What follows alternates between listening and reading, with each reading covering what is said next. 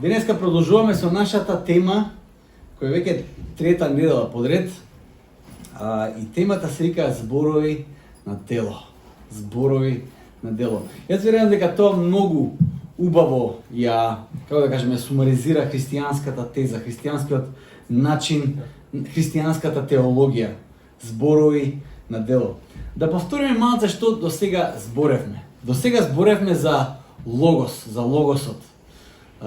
Се не можам цела проповед да ви ја кажам за логосот, ќе мора да се вратите на Facebook видеата ако сакате да дознаете да ја гледате, но зборевме дека логосот е овој грчкиот концепт на логос за она што го држи универзумот, она од кое се потекнува и апостол Јован го зима тој термин и го додава она еврејското разбирање. А кој е тоа еврејско разбирање?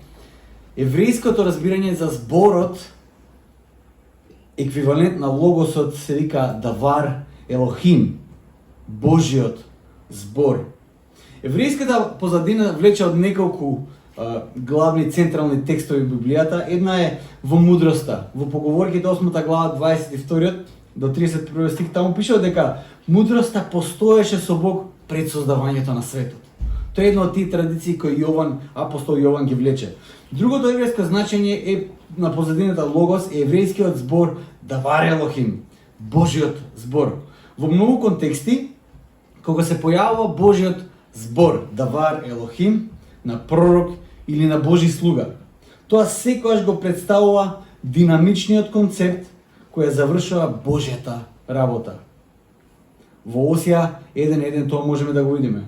Во овој случај Божиот збор не е само некаква абстрактна мудрост. Знаете, грците кога зборат за логос, тие зборуваат за абстрактни реалности, за она што е некаде таму горе, го расправаме сега тоа таму горе. Божиот збор кога се јавува, тоа е акција. Тој уствари дефиницијата на Давар Елохим, Божјата динамика која извршува Божјата волја на земјата. Тоа јасно може да се види во почетокот на библиската приказна, нели? Кога Господ проговори, што се случи? Се случија нештата, почна да постојат. И Господ рече, и тоа почна да постои, и бидна. Тоа е главната поента. Божиот збор Давар означува акција. Никогаш не е само филозофија, туку е акција. Скандалот во целата таа приказна, има еден голем скандал. Скандалот е дека Божиот збор, логосот Давар Елохим, стана еден од нас. Стана еден од нас. Се всели помеѓу нас. Јован седнува, апостол Јован седнува и го пишува сето тоа не како филозоф, туку како сведок. А тоа е голема разлика. Јован не пишува за некој абстрактен филозофски концепт. Јован пишува за тоа што го искусил и како што пишува во своето послание, ви пишувам за тоа што го видов, за тоа што го слушнав, за тоа што го допрев, ви пишувам за оној со кого јадевме, седевме, живеевме. Логосот, зборот, кој стана тело, се всели помеѓу нас, тој остави и зборови за нас. Зборот остави зборови за нас. Христос каже дека тој е вистината. В моментот кога ќе дојдеш кај Христос, ти си кај вистината. Ти си во вистината, затоа што тој е вистината. Вистината е дека Христовата вистина, за да биде вистина, треба да се отелотвори. Христос го даде одличниот пример, совршениот пример, како зборот станува тело. Вистината се отелотворува и станува на вистина. Борбата за вистината, обстојувањето во вистината за нас не е опција, тоа е заповед. За нас јас би кажал дека тоа е во суштина живот или смрт. Дали ќе пребиваш во вистината или нема да пребиваш во вистината, тоа е прашање на живот и смрт. Вистината во тој контекст мораме да ја разбереме е местото каде ние сме вистински слободни. Што кажа Христос? Ќе ја спознаете вистината и вистината ќе ве ослободи. Со други зборови, надвор од вистината ние сме веднаш во робство. Сака ли тоа да го признаеме или не? Веднаш сме во робство. И тоа за тоа може да сведочат еден куп примери и од Холивуд и од кои се не контексти. Луѓе кои тврдат дека се апсолутно слободни да прават што сакат. И го имаме овој Холивуд клуб 27. Знаете што значи тоа? Холивудски звезди кои се самоубиле пред 27-та година. Ги има многу. Кои тврдат дека се апсолутно слободни да прават што сакат. Но искусуваат дека слободата и не е толку лесна да се ужива. Тоест, слободата во која тие уживаат се покажува како вистинско робство. И мајки се, искусувајќи се, и како Джим Кери што вика, јас би сакал сите луѓе во светот, Джим Кери го вика. Значи, еден од најголемите звезди во Холивуд вика, јас би сакал сите луѓе да искусат се што сакаат да искусат, да имаат се што сакаат да имаат некојаш во животот, да добијат се живо, да видат и да разберат дека не е тоа поентата. Тој така тргнал. Поентава е да искусам да добијам се, колку што може повеќе да заработам, за да бидам среќен. Ама не бил среќен. Еден од тие холивудски звезди кои се бори константно со депресија. Ништо не е доволно. Слободата се претвара во невидено робство. Значи, слободата за нас е начин на постоење, а тоа го имаме само кај Христос. Во тој контекст, сериозно мораме да го земеме, затоа што се работи за вистината, мораме да го земеме сериозно секој Facebook пост, секој искажан збор, секој акт, секој размислување и секој тврдење и секој разговор кој го имаме. Не е комично или забавно да фураме некаков онлайн муабет за рекла казала, или за некакви теории на заговор кои не заплашуваат и за кои не знаеме ништо. Зборовите имаат значење, зборовите имаат сила. Ако зборот стана тело, тогаш секој збор кој го изустуваме, за секој збор кој го изустуваме, ќе одговараме. Може тоа не ни се свиѓа, но ќе одговараме.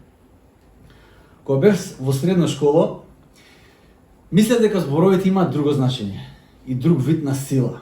Знаете, силината на зборот не беше во тоа што зборот го представува и тоа што зборот значи, туку во тоа кој погласно ќе го изговори. Во средно тоа беше аргументот. Кој е погласен? Тоа беше силината на аргументот. Тоа беше силината на зборот. И така водевме дебати. Не знам дали некогаш сте воделе дебата за работи за кои појма немате. Да водите, ама така ватрена дебата. Да не се откажувате од својата позиција. И ние во средно, прва година средно, со моите двајца цимери тогаш, прва година средно зборевме за пчињата аналгин и аспирин. Тоа беше нашата најжестока дебата. Еден ден толку многу дебатиравме, застанавме на една раскрсница и 1 сат се деревме. Кој е управо? Какво влијание има аналгинот, а какво аспиринот? Ја продолживме дебатата во станот, си отивавме во станот и ама се деревме. Тоа беше таму се опуштивме пошто не сме на улица, ама тоа беше дерење, луѓе не можам ни да опишам. Не знам што ни се случи. Ама кој е управо се, мора да се докаже тоа. После 30 минути викање, слушнавме еден чичко доле на улица, кој веројатно работеше во една од тие продавници таму и веќе му пукнала главата на човекот. И кога тој ни викна убаво, ни даде еден убав аргумент кој мораше да го послушаме и ги закопавме секирите. Неразрешен документот кој управо, али се деревме. Понекогаш, не секогаш секако, христијаните за некои такви небитни прашања знаеме да дебатираме на сличен начин. Кој е погласен сега? Значи, управо ќе биде тој кој ќе биде погласен. Без разлика дали е на Facebook, дали е меѓусебно. Знаете, понекогаш дебатираме кој е поголема жртва и тоа го правиме. Ама јас знаеш што сум, ама де додеш јас што сум испатил. Абе супер тоа, ама јас да видиш што и тоа нема крај. Или кој подобар. Сме имали или кој бил појак, кој бил млад. И ти леле какви муабети сум слушал. Сум слушал дека некој имал потенцијал председателеви или на олимпијада, или не знам што све не сме правиле. Можеме се опуштаме во некои такви дебати и тоа, значи, гласни сме не затоа што го повишуваме гласот, но аргументот на кој е појак. И се впуштаме во еден куп разни дебати. Понекогаш за теми за кои нели чул, не разбрал, за некои такви теми се впуштаме во разговор. Верувам дека денешната тема за која ќе зборам може лесно да тргне по тој пат, во тој ќорсокак и да заглаеме таму. Да си кажеме, па чекај се, ама, нели беше така во Библијата, нели така пише во Библијата. Ќе видиме зашо станува збор. Но може лесно да тргне во ќорсокак и да заглавиме во некои теми за кои нема потреба да разговараме.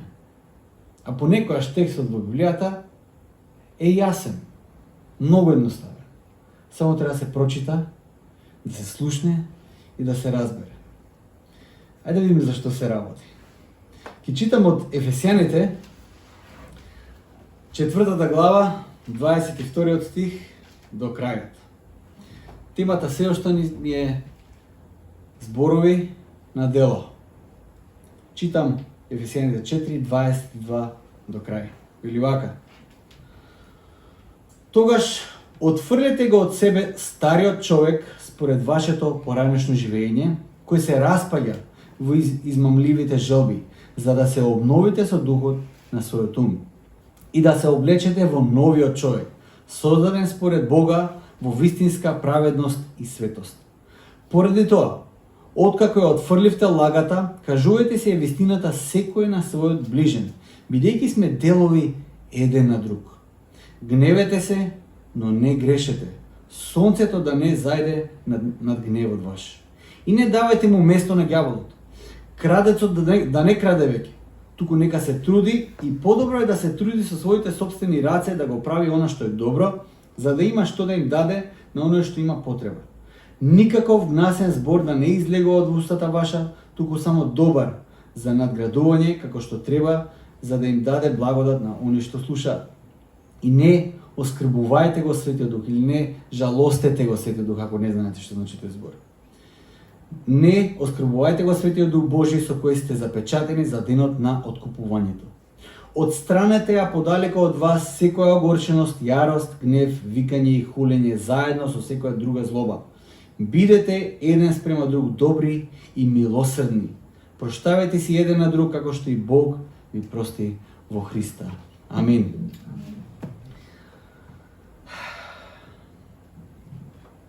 Ова беше 4 глава.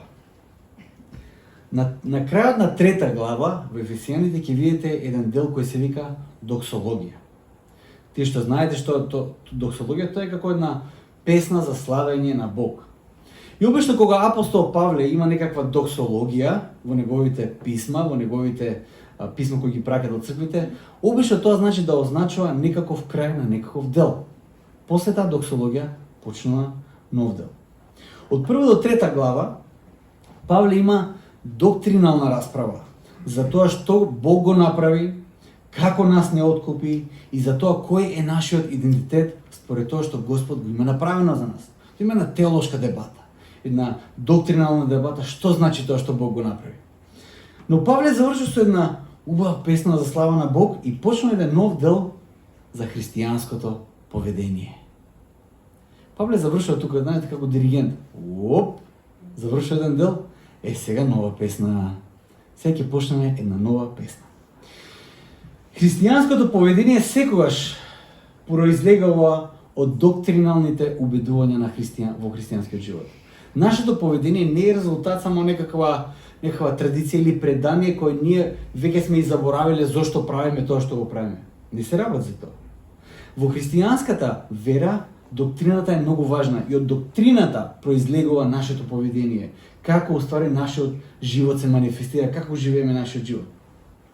До сега Павле зборуваше до 3 глава за христијанската етика, зборува за тоа, но сега Павле почнува да користи една литературна форма која се вика императив. Што е императив? Во теолошките разговори честопати се зборува за Павловиот индикатив и за Павловиот императив. Во контекстот на Ефесијаните Павле го почнува своето послание со индикатив. Значи, што значи да се биде, кој е Бог? Што тој направи? Што значи да се биде христијанин? Етичка расправа, филозофска расправа, доктринална расправа. Што значи за нас? Кои сме ние? Идентитетски ни објаснува кои сме ние. И само тој престанал за тоа и вика сега императив. Сега тоа што го утврдивме до сега, да видиме како изгледа во пракса. Кој ние треба да бидеме врз основа на тоа кој Бог е и што тој направи. Но кој е императивот? Павле вели: живејте го животот достоен според повикот кој го имате. Така го почнува делото, императив кој Павле го има за црквата во Ефес. Живејте го животот достоен според повикот кој го имате. Со други зборови, тоа што вие веќе сте повикани, идентитетот кој вам веќе ви е даден, сега живејте го. Секој императив во Библијата, ќе каже еден Брайан Чапел, секој императив во Библијата, што треба да правиме за Бог, тој императивот, се темели на индикативот кој сме ние во нашиот однос со Бог. И редоследот на тие две нешта не се менува. Што значи тоа? Што христијаните прават се темели на тоа кој ние сме во Христос веќе. Ние сме послушни затоа што Бог не возлюби и не соедини со Него преку Неговиот Син. Ние не сме соединети со Бог, ниту ние го присилуваме да не сака, затоа што ние сме послушни. Значи, Бог не сака затоа што ние сме послушни. Туку ние сме послушни затоа што Бог веќе нас не сака. Знаете ли колкава разлика е тоа? Огромна разлика. Во овој контекст нема виткање рака на Бог, нема купување на Бог. Тоа се сите други религии освен христијанската. Сите други религии мораш ти нешто да направиш за да го заслужиш Божјото милосрдие, неговата љубов, да го заслужиш твојот статус. Се треба да заслужиш, нема ништо бесплатно. Во христијанството Господ веќе се направи и заради тоа јас ќе бидам послушен. Огромна разлика е тоа. Редоследот на тие нешта никогаш не смее да се помеша. Сега, тоа што веќе сте по благодат, по милост, применете го во пракса. Тоа е повикот кој Павле го има за црквата. Тука го имаме оној премин каде зборот треба да стане дело. Зборот, како што зборувавме на самиот почеток, секојаш означува акција, а не само апстрактен термин. Со други зборови, императивот во овој текст, ќе одвојам само неколку работи кои Павле ги набројува тука. Павле вели вака: соблечете го стариот човек, облечете го новиот човек. Соблечете го она што ја представува старата природа во вас. Знаете, покајанието е пресвртница. Многу важна пресвртница. Многу важна пресвртница. Тоест, неопходна пресвртница. Што значи покајанието? Покајанието значи само разбирање дека ти не можеш да заслужиш, ти не си достоен. Ти не можеш да направиш нешто само од себе. Ти не можеш, покајанието знаете што значи? Никогаш не можеш да кажеш, јас од секогаш сум бил добар. Ако ти од секогаш си бил добар, не ти треба покаяние. Ти си одличен човек. Тоаш Исус, кога ќе кажеш јас од секогаш сум бил добар човек, знаеш што кажеш? Исусе, тоа на крстот што го направи е одлична работа. Тоа што плати со смрт, супер. Ама за некој друг, за мене не мора. Јас сум си супер човек. Кога кажеш јас од секогаш сум бил добар, тоа го кажеш. Ама на фин начин да не го навредиш Исус, знаете. Покајанието е таа пресвртна точка во која ти ја гледаш твојата слабост, ја гледаш таа твоја расипаност, тоа што Джордан Питерсон го вика. Тоа е логосот уствари во западната цивилизација. Ти знаеш, ти гледаш дека ти си смртник, дека ти си страдално битие и не само тоа, ти си извор на зло. Тоа го разбираш, го прифаќаш. Се он тука завршува, ама ние не завршуваме, ние продолжуваме понатака, ние кажуваме има надеж. Покаяние. Христос преку покајанието нас ни дава еден нов идентитет, еден нов човек. И Павле вика, соблечете го тој стар човек, кој ќе разберете какви сте, соблечете го тој стар човек, облечете еден нов човек, покаяние. Облечете го облечете таа нова природа. И Павле честопати ја користи таа метафора за сооблекување и облекување, како облека. Таа на стара никаква облека, смрдлива облека, соблечете ја. Тоа е човештвото, до таму стигнало човештвото. Старата природа, она што пропаѓа и што води во пропаст е старата облека и треба да се соблече целосно. Тој начин на живот е корумпиран и целосно го корумпира човекот и целото создание. Затоа соблечете го стариот човек, за да го облечете новиот човек. Христовата вистина представува да го соблечеме стариот човек, да бидеме обновени одвнатре и да го облечеме новиот човек. Тоа е Христовата вистина. Тоа е пораката на Евангелието. Тоа е пораката на Евангелието. Да го се облечеме стариот човек, да бидеме обновени и да го облечеме новиот човек. Тоа Исус го разговара со Никодим, еден од најголемите учители во тогашно време на израелците. Човек кој ги знае писмата, човек на таа позиција веќе Стариот Завет, најголем дел од ова, овака, на памет го знае. И не само тоа. Знае еден куп учители кои кажале за тоа нешто. Многу паметен човек. Исус доаѓа и му вика: супер е за се тоа што го знаеш, ама треба повторно да се родиш. Ти треба нов живот. Ти треба нов живот. Вистината. Лагата според Павле, тоа е вториот императив, вистината. Лагата според Павле го уништува телото. Знаете, ние сме тука едно тело. Тело Христово. Локалната црква е тело Христово. Ние сите сме органи во тоа тело Христово. Тоа е метафората која Исус, Павле ја користи. Знаете, за моите деца од најрани години, онака како што им кажав, не постои нешто пострашно и нешто што тие може да го направат, а да биде полошо од лагата. Лагата во нашиот дом е најстрашното нешто кое може да се случи. Лагата. Може да кажете, па добро, има пострашно нешто. Нема. Пострашни нешто од лагата нема. Ќе ви кажем и зашто. Лагата е врвот на најлошите нешта и тоа било која лага. Бидејќи лагата има една страшна особина. Таа ги уништува односите. Ги уништува. Ги уништува. Заради лагата, првиот и најважен однос во нашата историја беше уништен. Лагата го уништи првиот и најважен однос кој човекот некојаш го имал. Лагата. Односот помеѓу човекот и Бог е првиот однос кој е уништен заради лагата и последиците ги гледаме и ден денес. Така моите деца знаат дека што и да направат, лажењето секогаш ќе биде пострашно од она што го направиле. Подобро кажи ми. Секогаш ќе има начин на обнова. Ќе има обнова. Но ако има лага, ние обновата ја сопираме пред тај да почне. Лагата го уништува односот. За Павле, не постои друга опција за христијанското единство освен вистината. Вистината и тоа во таа сеопшта примена. Од зборовите кои си ги кажуваме еден на друг, тоа што размислуваме еден за друг, мораме да копнееме на вистината. Секогаш да пристапуваме со вистината.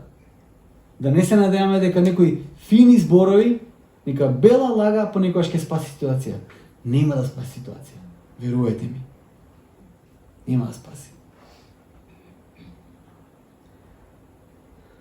Од тоа да пребиваме во вистината, до тоа секогаш да ја кажуваме вистината еден на друг.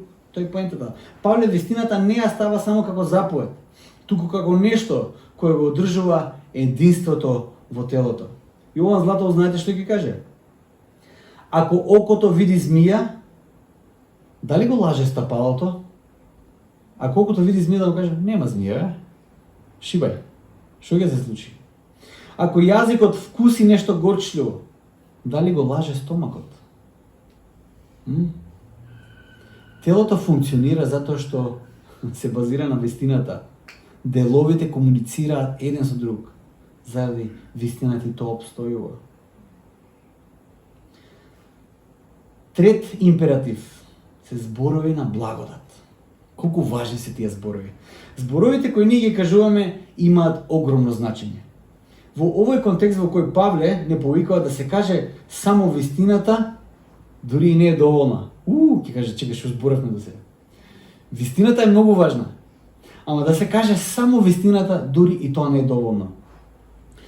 Тестот за нашите зборови не е само дали јас ги држам моите зборови вистинити и чисти, туку дали ги користам моите зборови за надградување каде што треба за да им даде благодат на оние што слушаат. Ово го цитирам од текстот. Дали ги користам моите зборови за надградување каде што треба за да им даде благодат на оние што слушаат. Вистина, но и благодат. И четвртиот императив кој сакам да го споделам со вас денес е милосрдието. Милосрдие. Што значи тоа? Во најкратката дефиниција, милосрдието е љубов на дело. Тоа што го изјавуваме цело време, да го спроведеме во дело, тоа е милосрдие. Доколку ги подредиш своите мисли, ги подредиш своите зборови, тогаш љубовта е преточена во дело. И милосрдието, кој е еден од најважните делови од плодот на духот, станува реалност. Знаете, плодот на духот е многу важна работа. Плодот на духот е нешто кој ние заедно со Светиот Дух го работиме. Дарот на духот е дар од духот, нешто кој не можеш да го заслужиш оно, духот ти го дава. Тој е дар, тој е поентата со дарот, нели? Павле, јас верувам дека многу намерно користи зборови. Кој каже дар на Духот Свети, тој е дар, не можеш да го заслужиш. Ако заслужиш, тогаш не е дар, си го купил. Дар на Духот е тоа. Но плод на Духот е плод нешто кое се произведува со тек на времето. Плод на Духот, љубов, радост, милост, долготрпеливост, кротост и да кажеме милосрдие. И самоконтрола на крај завршува со плодот на Духот. Еве дилемата и дебатата во која често знаеме да завршиме. Сега слушаме Павле многу ни зборува, тоа треба да се направи, тоа треба да се направи, тоа треба да се направи, тоа треба да се направи, понекогаш може ќе се измори и кажеш, чекај малце, нели е све по благодат, нели е све по милост? Зошто се толку многу дела и заповеди? Што е работава тука? Нели не се спасуваме преку дела? Се спасуваме преку дела? Преку благодат, така? Преку благодат. Што и со делава се тука? Многу напорно Павле зборува.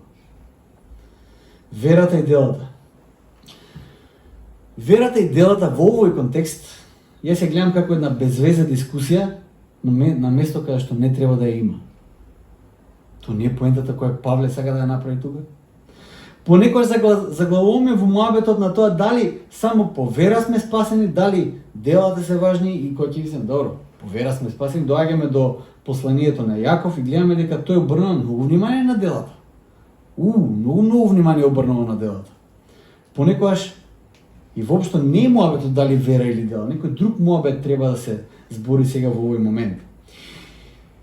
Идентитетските прашања не треба да ги разговараме во контекстот на тој дискурс. Ова тука е идентитетско прашање. Апостол Павле зборува за нашиот идентитет тука. И јас верувам дека овој дискурс е целосно погрешен тука. Погрешен е затоа што тежишето на разговорот е повторно во тоа кога збориме за спасение, кој поише треба да направи, дали Исус направи, дали ние додаваме на спасението? Одговорот на тоа прашање секогаш е Исус Христос 100% е одговорен за спасението. Зошто? Затоа што неговата жртва е совршен и целосен акт. Не можеме ние ништо да додадеме или одземеме на спасението. Точка. Спасението е завршена приказна. И воопшто не треба да го збориме тој момент. Од кој е спасението? Од Христос 100%. Точка. Не може ни да додадеш, ни да одземеш од тоа. Но Павле тука зборува за христијанскиот идентитет, кога веќе си го примил спасението. Тогаш, што рефлектираме јас и ти? Минатата недела зборов за тоа што ние го рефлектираме за Божиот образ. Ние сме како огледал теолозите, ако понекогаш кога не опишуваат нас, теолозите, не опишуваат како едни закривени огледала. Такви сме ние. Што значи тоа? Ние сме како ако Господ Бог е сонцето, ние сме месечината која треба да рефлектира неговата светлина. Моментот кога тие огледала ќе направат вака во светот, нема светлина. Има само темнина и смрт. Мора сме вака закривени, свртени кон Бог, за да можеме да ја рефлектираме неговата природа, неговата светлина во овој свет. Во овој контекст, што ние рефлектираме како Божи деца? Овде муабетот, како што кажав, е за друга работа.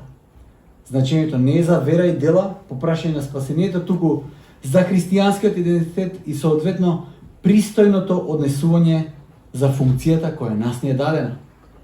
Што значи пристојно однесување? Пристојно однесување не се однесува на некоја семејна наследна дефиниција за тоа што значи да се однесува пристојно. Сите ние, секој семејство си има своја дефиниција што значи пристојно.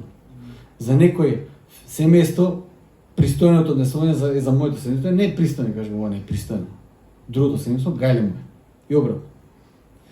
Не се однесува за пристојно однесување за некој културолошко наследство во одредена култура што значи пристојно. И тоа се разликува многу. Пристојно однесување мислам во контекстот на човекот како битие. Тој термин произлегуваше од едно важно верување кое се веруваше до некаде на почетокот на 20 век, до појавата на модернизмот. Човекот имаше еден закон кој го веруваше, тоест светот имаше еден закон кој го веруваше, западната цивилизација поточно, кој се викаше природниот закон. Што значи природниот закон? Природниот закон беше законот кој го на некој начин објаснуваше однесувањето на човекот. Што е пристојно однесување на човекот? Како што имаше закон за кучето, како кучето се однесува, закон за гуската, за пеперутката, за дрвјата, имаше природен закон за човекот. Тоа што е однесување, тоа нас не опишува природниот закон и како човекот влијае. На база на тој закон, ние луѓето одредуваме кога некој поединец или група ќе излезе од таа рамка на пристојно однесување според тој закон. Например, кога нацистичка Германија ја превзеде таа операција која имаше, според природниот закон, кој ние го верувавме, и пристојното однесување според таа дефиниција, ние можевме да кажеме дека тоа е погрешно. Инако на кој начин ќе го осудиш Хитлер тоа што го прави? На кој начин? Знаеме дека имало нешто внатре во нив, во Хитлер и компанија, кои тие намерно го занемариле, за да го направат тоа што го направиле, и на база на тоа ние можеме да го осудиме тој нивни акт. Тој е природниот закон. Тоа е пристојното однесување според кој човекот треба да се дефинира. Инаку, доколку тој природен закон не постои, онака како што денес светот верува, не веруваме во природниот закон веќе, толку, завршена е таа приказна, доколку таа дефиниција на пристојно однесување, која произлегува од тој природен закон за човекот, не произлегува од таму, тогаш муабетот ќе биде кој има поголем стап да го мавне другиот и да го утепа. На тоа се сведува се. И сега културолошките војни се сведуваат на тоа. Кој има моќта да одлучи што ќе се покажува, што да не се покажува. И ќе видите многу цензура, ќе видите прекинување на сред интервју ово оно, затоа што тој што го држи копчето на камерата го има моќта. Нема одговора што да слуша, толку. Нема поголем стап, ќе те мавне по глава.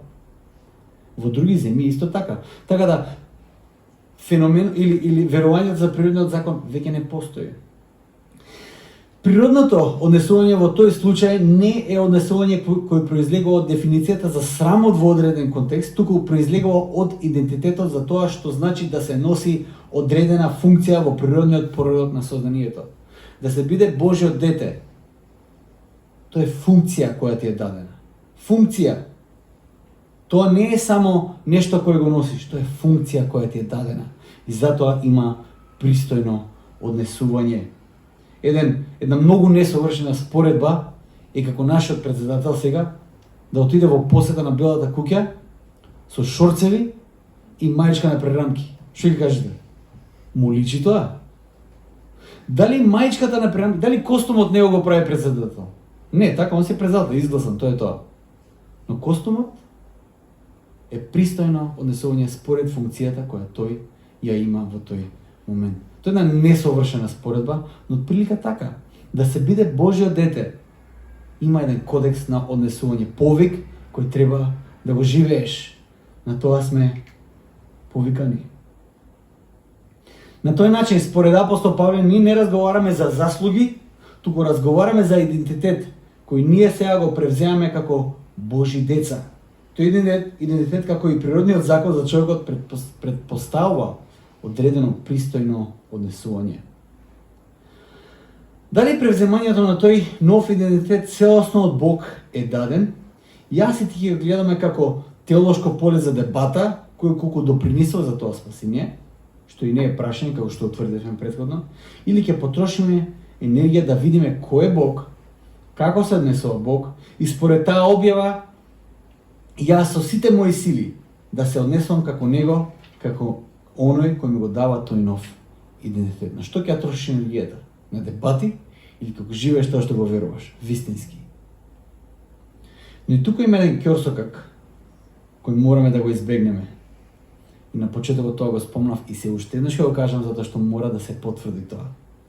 Тим Келер вели вака: религијата оперира на принципот јас сум послушен, затоа сум прифатен од Бог.